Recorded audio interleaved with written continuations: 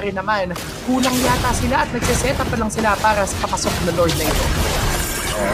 Focus, may ending ulo. Pero TND! Nakuha yung delete by Goldjet. Winter!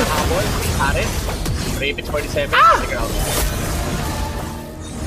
Flicker out na nga ang kaganapan pero nandito na lang din naman si TNC. Habulin yata siya ni Yumes. Mapapa-flicker plus wild pero naghindi na siya targetable with that wild Winter's Dungeon. Pero nandun pa rin naman ang mga kupunan nila. Isa-isa na yata babagsak ang mga kupunan ng Malaysia. Wala na. Bang sa may bottom lane.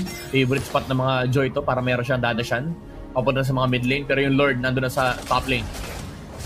Nandito na. Mukhang nililid na lang din nila yung Lord papunta dun sa mid lane turret. Pero hindi lang din naman doon ang babagsak. Mapapa-Winter's Crown pa siya pero hindi yata magiging sapat iyon.